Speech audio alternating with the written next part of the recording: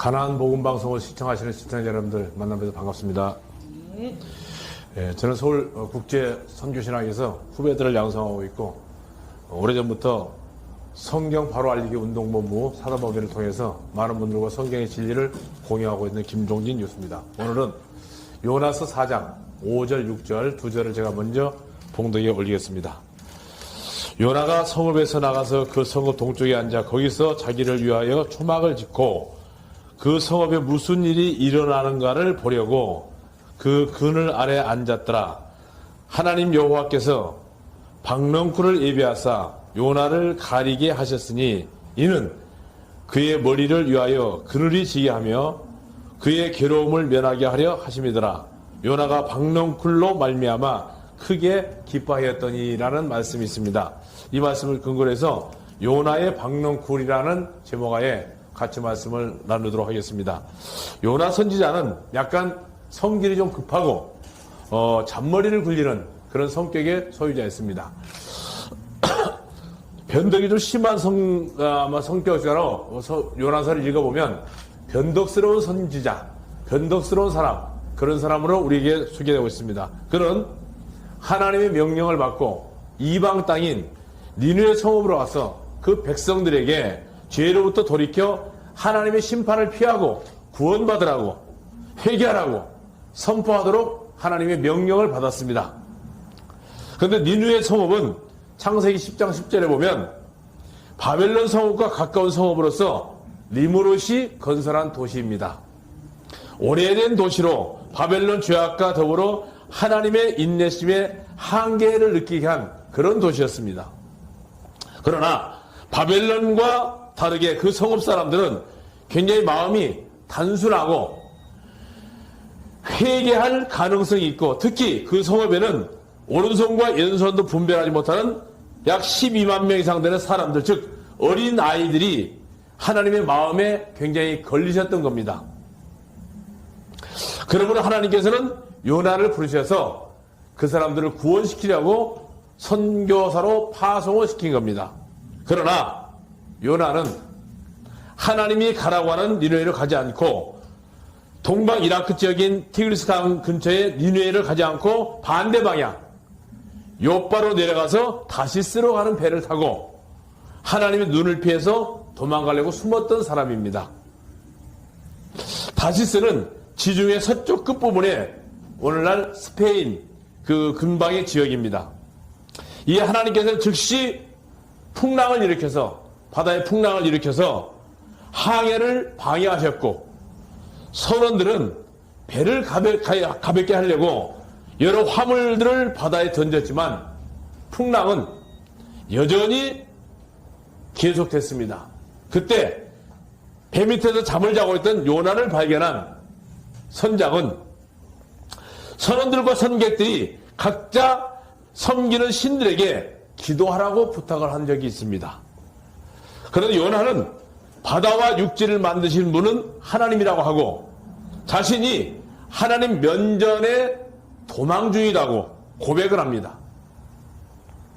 결국 선장은 제비를 뽑아서 요나를 선택하였고 요나를 다시 바다에 던져서 즉시 바다가 조용해졌습니다. 선원들은 하나님께 요나를 희생 제물로 드렸고 하나님께서는 큰 물고기를 준비하셔서 아마 고래 종류인 것 같습니다. 물고기로 하여금 요나를 삼키게 하셨고 그리고 그 요나를 물고기를 통해서 하나님은 보호하고 계신 겁니다. 그래서 오늘 본문에 보면 요나가 비로소 회개하고 기도하는 장면이 나옵니다. 2장 1절 2절을 보면 그때 요나가 물고기의 뱃속에서 주님 곧 자기 하나님께 기도하여 말씀드리기를 내가 나의 고난으로 인하여 주님께 부르시었더니 그분께서 나를 들으셨나이다. 내가 지옥의 뱃속에서부터 부르셨더니 주님께서 나의 기도를 들으셨다고 요나서 2장 1절 2절로 고백하고 있습니다. 여기서도 요나는 자신이 불순종을 해서 제비 뽑혀서 바다에 던짐을 받았다는 고백은 하지 않았습니다. 신약성경에 보면 예수님께서 요나의 사건을 예를 들면서 요나가 물고기 뱃속에 사흘 밤낮을 있었던 것 같이 나도 땅의 중심부에서 사흘밤 사흘낮, 사흘밤 사흘낮, 3day 3 night 3일 밤낮을 무덤 속에 있을 것이라고 얘기했습니다. 즉 요나의 사건을 확증하신 겁니다. 이 말씀은 성경은 사실이라는 얘기입니다. 이는 요나가 3일 밤낮을 물고기 뱃속에 있었던 것 같이 인자도 3일 밤낮을 땅의 중심부에 있을 것이라고 마태복음 12장에서 우리에게 설명한 바가 있습니다. 결국 요나는 기도를 마치자, 물고기 뱃속에서 기도를 마치자 하나님께서는 그 기도를 들으시고 물고기를 명령해서 고래를 아마 바닷가로 나오게 해서 요나를 육지에 토해버린 사건이 나옵니다.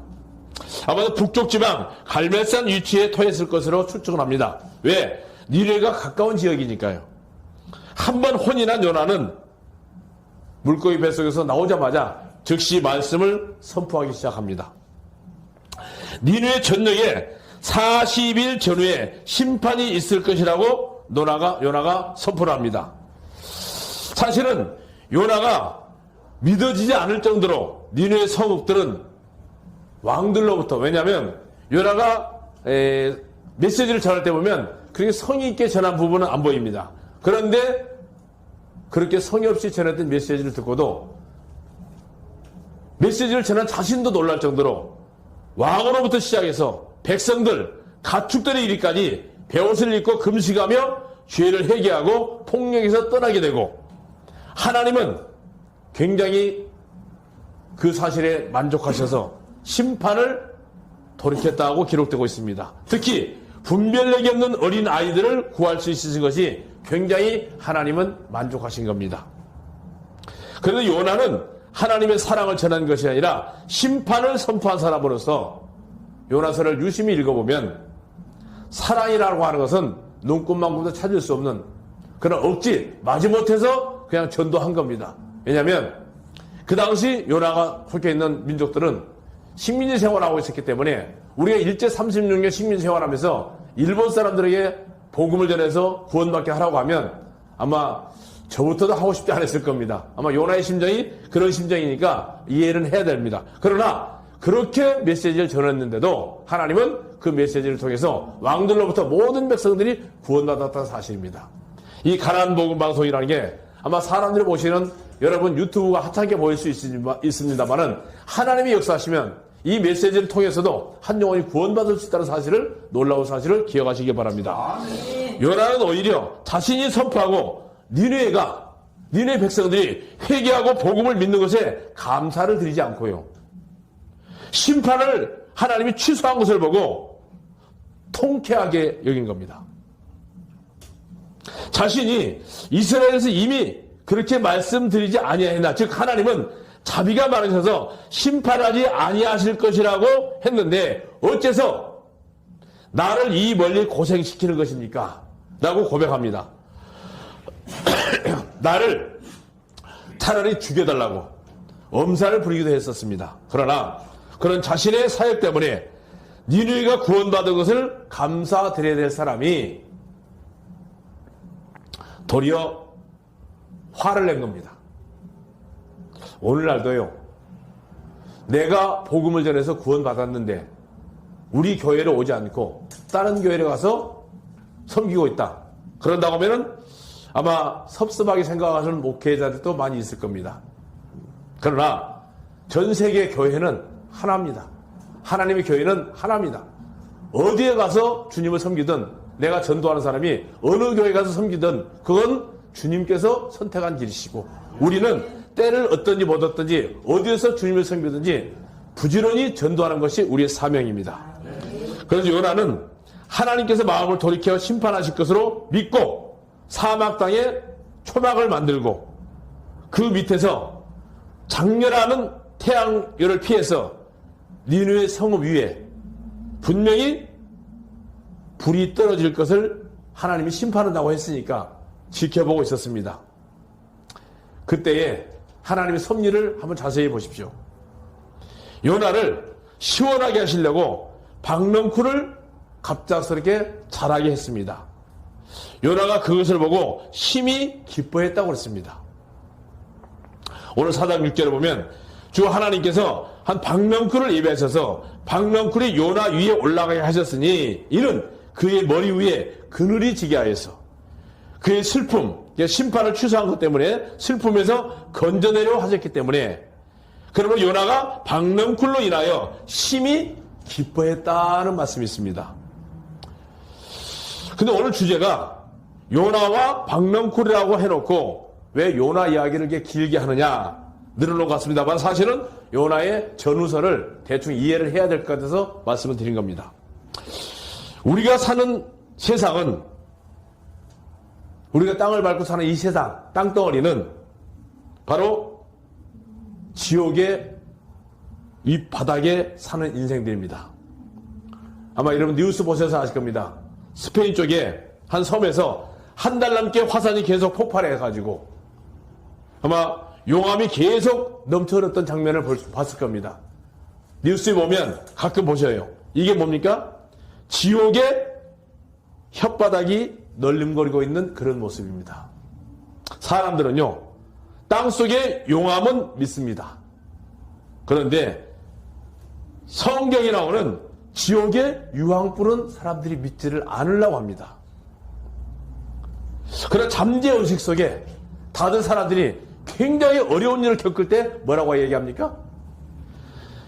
마치 지옥 터널을 빠져나온 것 같다는 얘기를 합니다. 전철이 차가 많으면 또 차가 엄청 밀리면 교통 지옥이라고 얘기를 합니다. 공부를 안 한 학생들은 입시를 볼 때 입시 지옥이라는 말을 합니다. 전철을 가르쳐서 지옥철이라고 얘기합니다. 사람들 밀리니까. 그래서 지옥이라는 것은 별로 사람들에게 대수롭지 않게 사탄은 우리의 언어를 통해서 습관을 통해서 말을 통해서 지옥을 그렇게 심각하게 사람들에게 알아듣지 못하게 하고 있는 게 사탄의 전략입니다. 만약에 이 방송을 목사님들이 듣고 계신다면 교회에서 지옥의 신랄한 모습을 교인들에게 얘기해 주십시오.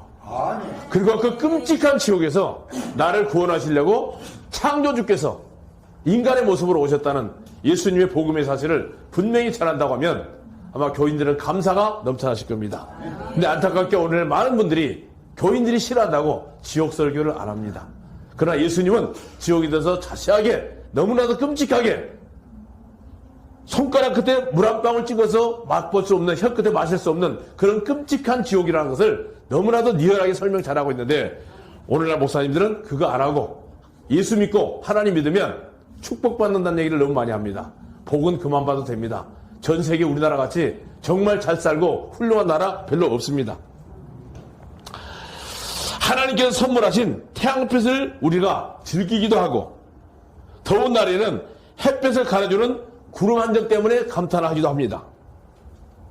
먹을 것 주시고 마실 것 주시고 입을 것 주셔서 감사하고 특별히 돈 한 푼 받지 않고 여러분 병원에 가서요 고압 산소통이 들어가지고 산소 1분만 마시려면 돈이 수억이 나옵니다.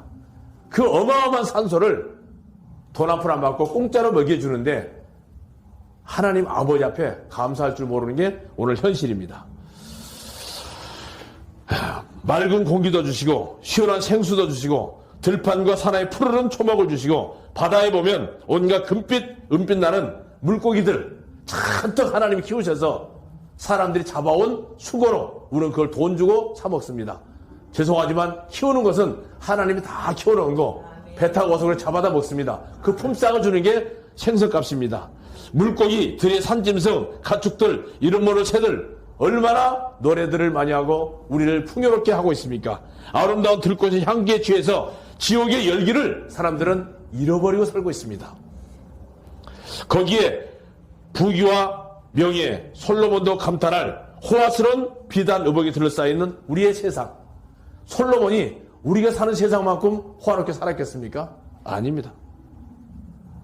솔로몬은 죄송하지만 우리처럼 자동차를 타본 일도 없고 핸드폰 써본 일도 없고 텔레비전 본 일도 없습니다. 너무나도 그 시대하고는 비교할 수 없는 너무나 좋은 시대에 살고 있습니다. 그러다가 사람들이 뭐라 합니까? 이렇게 좋은 세상에서 재밌게 재밌게 먹고 살다가 죽으면 그만이지. 이게 너무나 막연합니다. 그러나 막상 죽음 앞에 문턱에 서 있는 사람들은 공포감이 있습니다. 왜? 죽으면 지옥이라는 걸 사실을 압니다. 죽음의 사자가 불러올 때는 누구나 죽음 앞에서는 자기 자신이 심각하게 돌아봐야 됩니다. 그러나 오늘날 사고가 너무 많기 때문에 언제 어느 때 자동차를 타고 가다가 사고 나서 순식간에 죽을 수도 있고요. 길을 가다가 크레인이 넘어져서 죽을 수도 있고 다리가 무너져서 죽을 수도 있고 삼풍백화점에 그 좋은 백화점에 쇼핑하러 갔다가 백화점이 무너져 죽을 수도 있고 우리 사고는 우리 눈앞에는 온갖 재앙의 그물들이 쳐져 있기 때문에 언제 우리의 인생이 마지막이 될지를 모릅니다. 일단 우리 몸속에서 우리 영혼이 빠져나가면 우리 영혼이 갈 곳은 딱 두 군데입니다. 이 땅에 사는 동안에 우리 영혼을 하나님이 지배하신 분들은 천사의 받들림을 받아서 천국에 갈 수 있지만 태어나면서부터 그 사람이 지정된 귀신이 있습니다. 그걸 우리는 사주팔자라고 얘기합니다. 귀신의 지배를 받는데 이 귀신이 오늘날 하나님이 흉내를 내고 예수님이 흉내를 내서 가짜 복음들이 너무나 많고 가짜 하나님을 믿는 종교가 너무나도 특별히 한국에는 엄청나게 많습니다. 정신 바짝 차려야 됩니다. 인생이 죽으면 끝나는 게 아닙니다. 죽으면 끝나는 게 아니고 죽음으로써 영원한 세계의 새로운 시작입니다. 그러니 모든 것들은 잠시 지옥의 열기를 가려줄 뿐 사람들을 속이는 이 박넝쿨, 이 박넝쿨에 불과하다는 사실을 아는 사람들이 별로 많지는 않습니다. 전도서 7장에 뭐 이런 말씀이 있습니다. 지혜로운 자의 마음은 애국하는 집에 있으나 어리석은 자들의 마음은 희락하는 집에 있느니라. 지혜로운 자의 책망을 듣는 것이 어리석은 자들의 노래를 듣는 것보다 사람들에게 나으리라. 이는 어리석은 자의 웃음이 솔 밑에서 가시나무가 타는 소리같이 될 것이라. 이 모든 것은 헛되고 헛되도다. 이와 같이 사람들은 솔 밑에서 가시나무가 타는 소리를 가르려고 희락하는 집에서 헛된 희락을 즐기면서 두려움을 가르려고 지옥의 비명 대신 노래를 만들어서 흥을 돋구고 세상에 혼을 즐기는 그런 사생활에 굉장히 빠져있지만 그 웃음과 불안은 공포를 감추려고 하는 가면일 뿐입니다. 이와 같이 하나님께서는 사랑이라고는 찾아볼 수 없는 요나의 교훈을 하시려고 그의 즐거움이요 희망이요 소망인 그 박넝쿨을 즉시 말라버리게 하셨습니다. 요나는 처음보다 더 뜨거운 열기를 느끼면서 다시 그의 특유인 엄살을 부리기 시작합니다. 요나서 4장 7절 8절 보면 그러나 그 다음날 아침에 하나님께서 벌레 한 마리를 예비하시어 그 박넝쿨을 상하여 시들게 하심으로 해가 떠오르자 하나님께서 심히 뜨거운 동풍을 예비하셨으며 그가 기진하여 스스로 죽기를 바라며 말하기를 뭐라고 했습니까? 차라리 사는 것보다 죽는 것이 내게 낫겠다. 그렇게 고백을 합니다. 요나는 니느웨 사람들이 불에 타서 죽기를 바라면서 왜? 하나님께서 심판하실 것이니까. 이 박넝쿨의 은혜를 즐기면서 그 심판을 즐겁게 지금 보려고 구경하려고 그렇게 심판은 사람들의 심정을 요나서를 통해서 우리에게 보고 있습니다. 많은 그리스도인들이 오늘날 은혜의 날이라고 부르짖습니다. 구원의 날이라고 부르짖습니다. 그러면서도 다른 사람들의 죄를 보면 쉽사리 하나님께서 심판을 받을지어다 라고 저주합니다. 그런데 자기 자신은 죄하고 하나님께서는 요나의 기쁨이요 즐거움을 한순간에 말라버렸습니다. 그의 즐거움이 뭡니까? 바로 박넝쿨입니다. 이 박넝쿨과 함께 니느웨의 심판의 즐거움도 순식간에 뺏어버렸습니다. 하나님께서 요나에게 말씀했습니다. 네가 그 박넝쿨로 인하여서 화를 내는 것이 잘하는 일이냐? 내가 수고도 아니하고 잘하게 하지도 아니하였으며 하룻밤에 나와서 하룻밤에 죽은 그 박넝쿨을 인해서 내가 불쌍히 여겼거늘 자기들의 오른손과 왼손도 분별하지 못하는 12만 명 이상 되는 사람들과 또한 그 영혼들, 가축들, 저 큰 성읍 니느웨가 하루아침에 불타서 없어지는 것이 네가 보기에 그렇게 좋느냐? 라고 물었습니다. 사랑하는 가나안 복음방송을 시청하시는 여러분들, 요나서에 나오는 니느웨 이 지역은 바로 우리가 살고 있는 지구의 온 세상을 상징하고 있습니다. 온 세상 사람들이 구원받을 그림자입니다. 이 가나안 복음방송은 유튜브를 통해서 전 세계로 복음이 전파되고 있습니다. 아마 미국에서도 이 말씀을 들을 수 있고, 독일에서도, 중국에서도, 러시아에서도 어디서든 이 말씀을 들을 수 있습니다. 이 지구 전체가 바로 니느웨입니다. 이 니느웨가 분명히 어느 때인가 마지막 심판대가 되면 불러서 심판을 한다고 했습니다. 바로 니느웨를 불러서 태워서 없애버린다고 하는 하나님의 무서운 경고가 있었을 때 그날의 모든 왕들로부터 백성들 짐승까지 다 회개하고 그들의 잘못을 뉘우치고 베옷을 입고 돌이켰습니다. 지금 우리가 살고 있는 이 지구촌 영원히 있는 것은 아닙니다. 어느 때인가 하나님 분명히 심판하실 때가 되면 불러서 다 태워버리고 새하늘 새 땅으로 다시 창조될 겁니다. 그때는 바로 예수 믿고 구원받는 그리스도인들의 세상입니다. 자, 오늘 여러분들이 이 어리석은 요나의 모습, 바로 하나님을 외면하고 주님의 복음을 외면하고 있는, 지금도 내가 구원을 받았다고 하면서 전도를 외면하고 전도할 생각도 안 하고 나 한 사람 구원받으면 됐지, 누구처럼? 요나처럼. 그리고 나머지는 다 불타 죽어도 되겠지, 그걸 자랑스럽게 또 구경하려고 하는 아주 이 요나의 모습을 한번 상상해 보십시오. 니느웨 백성들이 불이 타서 없어지는 모습을 요나는 자기가 심판을 경고했으니까 그 모습을 보려고 구경하고 있는 그런 사람의 상태가 돼서는 되겠습니까? 아닙니다. 내가 구원받았으면 내와 내 집이 구원을 받고, 또 주님께서 보혜사 성령에 계시면 온 유대와 사마리아와 예루살렘 땅끝까지 이르러서 내 증인이 되라고 하신 우리 주님의 마지막 유언의 말씀을 기억하시기 바랍니다. 인생은 하루아침에 피었다가 하루아침에 사라지는 이 박넝쿨과 같은 인생입니다. 어리석은 인생들이 그 말라버릴 박넝쿨에 소망을 걸고 은혜의 날, 구원을 받을 수 있는 날을 낭비해버리고 맙니다. 왜? 사탄은 실컷 즐기고 이 좋은 세상에 고리타분하게 무슨 하나님이고 예수님의 교회냐, 즐거이 살다가 인생 가면 끝난 것이지. 그리고 여러분에게 마음을 속삭입니다. 이건 분명히 사탄의 마지막 장난입니다. 속지 마십시오. 지옥에서는 그들의 벌레인 구더기가 그들의 영혼을 갉아먹습니다. 그리고 순간에 말라버릴 박넝쿨 같은 인생에 소망을 걸고 즐거워하는 그 인생들은 자기들의 양심이 그들의 벌레인 영혼들을 분명히 갉아먹을 날이 옵니다. 지옥에는 이 구더기가 우리의 영혼을 갉아먹습니다. 요나 윗입술을 가리우라고 했습니다. 그러나 분명한 사실은 니느웨 사람들이 요나의 선포를 듣고 회개하였다는 사실입니다. 오늘 모든 그리스도인들은 요나의 영으로 회개의 말씀을, 심판의 말씀을 선포해야 됩니다. 주님께서 불신 유대인들에게 하신 말씀을 들어봅시다.